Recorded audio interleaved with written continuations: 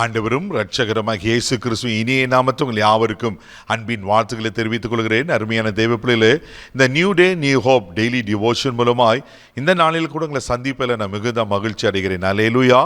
இன்றைக்கு கூட கர்த்தர் நமக்கு கொடுக்கிற வார்த்தை என்ன? நியாயாதிபதிகளின் புஸ்தகம் 6ஆம் அதிகாரம் 14வது வசனத்தை கூட வாசிக்க கேட்போம். அப்பொழுது கர்த்தர் அவனை நோக்கி பார்த்து, உனக்கு இருக்கிற இந்த பலத்தோடே போ, நீ இஸ்ரவேலரை மீதியானரின் கைக்கு நீங்களாக்கி ரட்சிப்பாய், உன்னை அனுப்புகிறவர் நான் அல்லவா என்றார். இது யாருக்கு சொல்லப்பட்டது? கிதியோனை பார்த்து ஆண்டவர் சொல்லுகிறார். கிதியோன் எப்படிப்பட்ட சூழ்நிலை இருக்கிறார்? மீதியானவர்கள் இஸ்ரவேலரை ஒடுக்கி கொண்டிருக்கிறாங்க. அவர்களுடைய அறுவடைகள் எல்லாம் அவங்க நாசப்படுத்தி கொண்டிருக்காங்க. ஒரு பெரிய இழப்பு. இப்படிப்பட்ட சூழ்நிலையில எங்களை ரட்சிக்க, எங்களை பாதுகாக்க யாரும் இல்லையா அப்படி கலங்கி கொண்டிருக்கும் போது தான் தேவப்பிள்ளையில ஆண்டவர் கிதியோனோடு பேசுகிறார். கிதியோனே, உனக்கு இருக்கிற இந்த பலத்தோட போ என்று ஆண்டவர் அனுப்புகிறார். அல்லேலூயா. தேவப்பிள்ளையிலே, உங்களுக்கு விரோதமாய் கூட மீதியானர்கள் போல சத்துரு எழும்பி இருக்கிறானா? உங்களுக்கு விரோதமாக கூட மனுஷர்கள் எழும்பி இருக்காங்களா? ஒருவேளை உங்களுடைய வாழ்வாதாரத்தை, உங்களுக்கு வர வேண்டிய நியாயமாக வர வேண்டிய ஆசீர்வாதங்களை, ஒருவேளை உங்களுக்கு கிடைக்க வேண்டிய நன்மைகளை அபகரித்து ஒருவேளை உங்களை நாசப்படுத்தி உங்களை கஷ்டப்படுத்தி கொண்டிருக்காங்களா? பயப்படாதீங்க.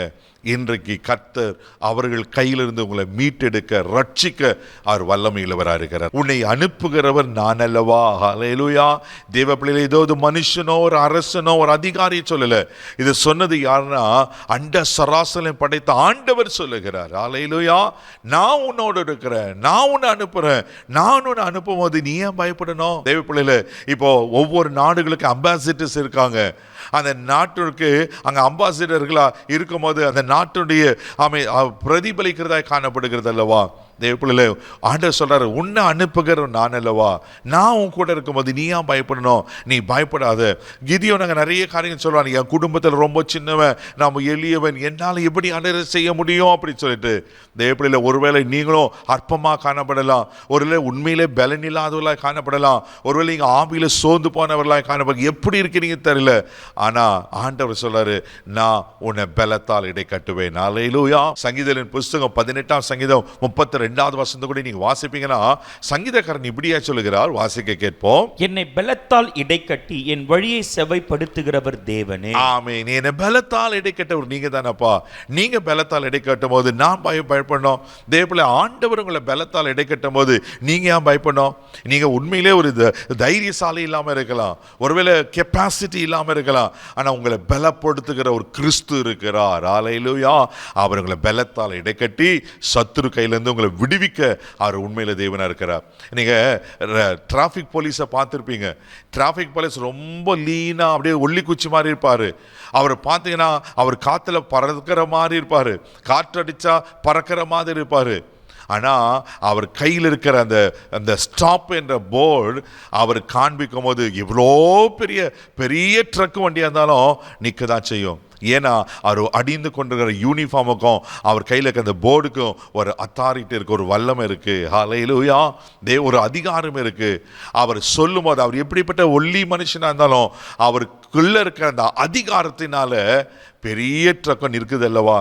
உங்களுக்குள்ள ஒருவர் இருக்கிறார். அவர் சாதாரணமான உன்னை அனுப்புகிற நான், நீ போ கிதியோனே அப்படின்னு சொல்லி ஆண்டவர் இஸ்ரவேலரை மீதியான கைக்கு ரட்சித்தார் அல்லவா? உங்களையும் ரட்சிக்க, உங்களையும் பாதுகாக்க அவர் உண்மையில தேவனா இருக்கிறார். உங்க வாழ்க்கையில வர சத்துரு உங்களை கெடுக்கணும்னு நினைக்கிறானா? மனுஷர் உங்களை கெடுக்கணும்னு நினைக்கிறாங்களா? தேவப்பிள்ளையில சோர்ந்து போகாதீங்க. உங்களை பாதுகாக்கிற ஆண்டவர் இருக்கிறார். உங்களுக்காக யுத்தம் செய்கிற ஆண்டவர் இருக்கிறார். அவர்களை பலத்தால் இடைக்கட்டி, அல்லேலூயா, அவர் உங்களை பலத்தால் இடைக்கட்டி, ஆமென், உங்களுக்கு பலனை தந்து உங்களை ஆசீர்வதிக்க உண்மையில இருக்கிறார். சோர்ந்து போகாதீங்க, தைரியமா போங்க. ஆண்டவர் உங்களோடு கூட இருக்கிறார். நீங்க யுத்தத்தில் ஜெயிப்பீங்க. ஆமென். கண்களை போடி நாம் ஜெபிக்கலாம். தகப்பனே, உமக்கு நன்றி சொல்லி துதிக்கிறோம். ஸ்தோத்திரப்பா, எங்களை பலத்தால் இடை கட்டுகிறவர் நீர் ஆண்டவரே.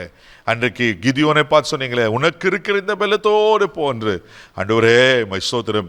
யாரால் எப்படிப்பட்ட பலவீனத்தில் காணப்படுவானா? யார் ஆண்டவரே, யாரால் எங்களுக்கு விரோதமாக எழும்புவார்களா? எல்லாம் இல்பொருளாகட்டும். அன்னைக்கு இஸ்ரவேலரை ரட்சித்த ஆண்டவர் இந்த மக்களையும் பாதுகாத்து ஆசீர்வதியும். இந்த நாள் முழுவதும் கரம் எடுத்து நடத்தும் கிருபைக்கு ஒப்புக் கொடுக்கிறேன் இயேசுவின் மூலம் ஜெபம் பிதாவே, ஆமென். அவர் உங்களை பலத்தால் இடை கட்டுகிறவர். தைரியமா போங்க. God bless you.